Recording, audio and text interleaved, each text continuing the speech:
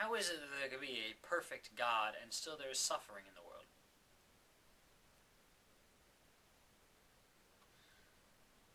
Well, I constructed my own answer to that. Over the years, I want to make sure I question all my beliefs I have in every subject, and always look for the truth and stuff. From quite early on, back to the youth group days and everything, I believed in biblical errancy. That the Bible was the best book in the world, but not literally perfect. That only God was literally perfect. And that helped cover up a lot of logical flaws. Things we find in the Bible that don't make sense, or don't correspond with our knowledge of archaeology or science or whatever.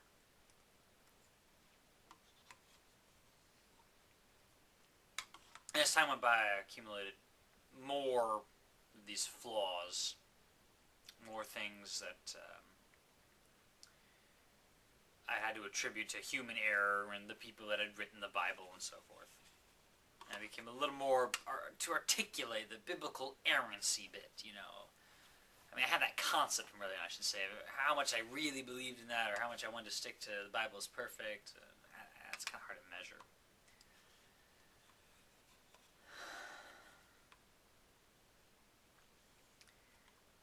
I was talking about the problem of evil a moment ago. How can there be a perfect God? He's omnipotent, omniscient, and omnibenevolent, and still there is suffering.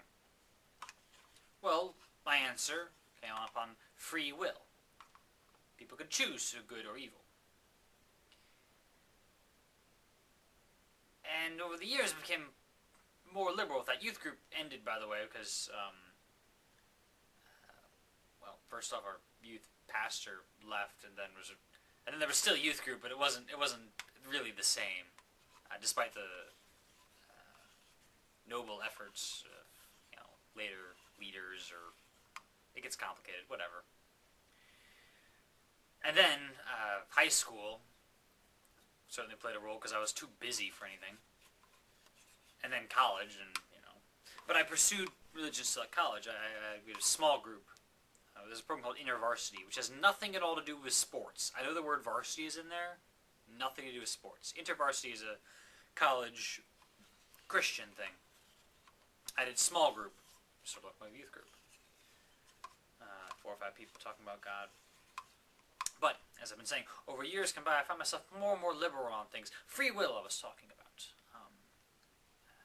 The problem of evil.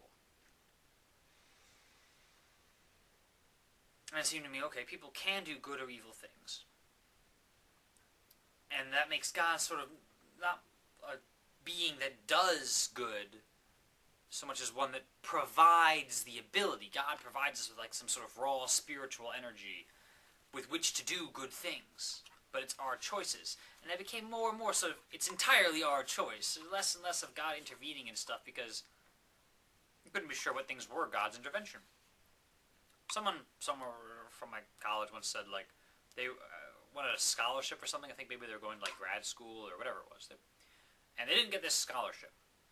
And they said, oh, gee, I really thought this was God's plan, but I didn't get the scholarship, so I guess that's his way of saying I shouldn't do this thing. And I remember thinking, well, gee, how do you know that was God's plan? Maybe that was Satan's plan. Maybe that was, maybe this lack of scholarship is just a thing to overcome. Over the years, doubts have accumulated. You just take that example there. You think, gee, people can misinterpret God.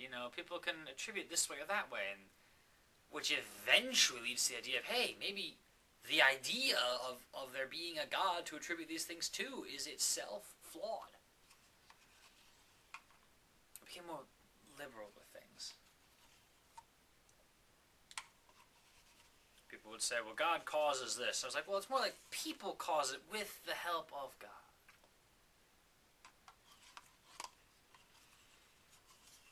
And do a cart for errors in the Bible. For instance, I remember learning that there's no evidence the Israelites were slaves in Egypt.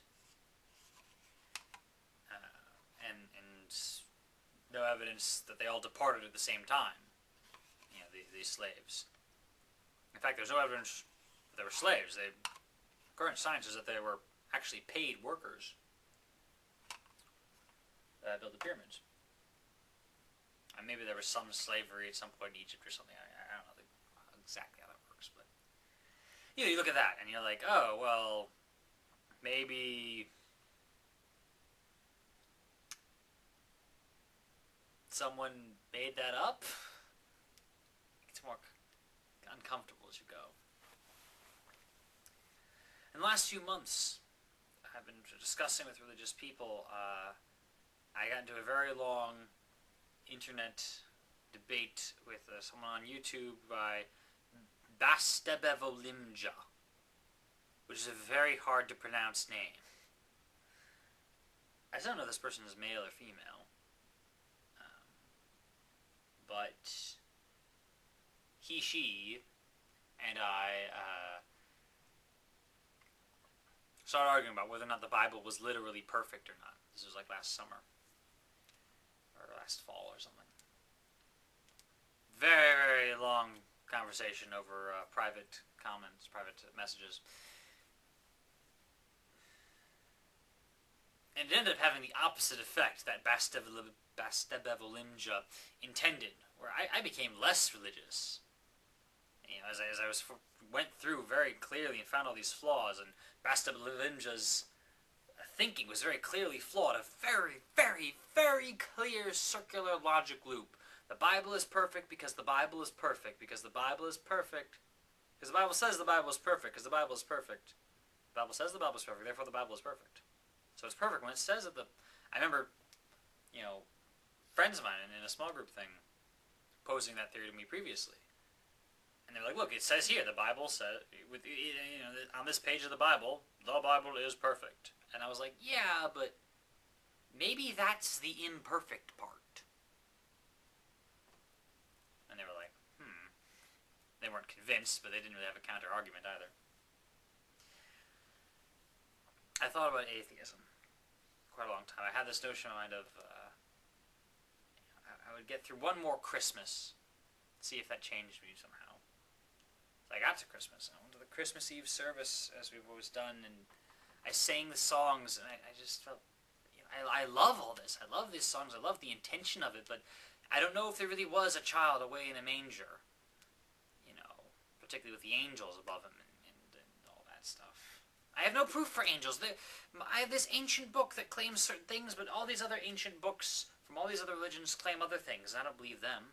I remember back in history class once, this is all the way back in high school, we saw a movie about Buddha, and at the birth of the Buddha there are certain miraculous things, and I remember going like, come on. And my teacher said to the class in general, he said, some of you may be skeptical about this, but remember your own religion has, similar miraculous things in it, most likely. And I thought, oh yeah, our religion does have similar miraculous things occurring near the birth of a very important person.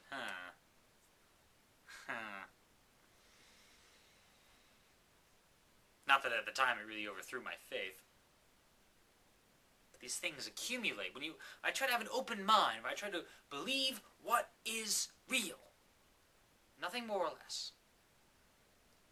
But so over time, I've been drifting towards this, I don't know that there's a God thing.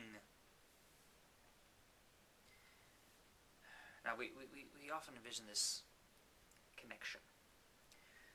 We have over here the explicitly or exclusively religious things. Gods, demons, miracles.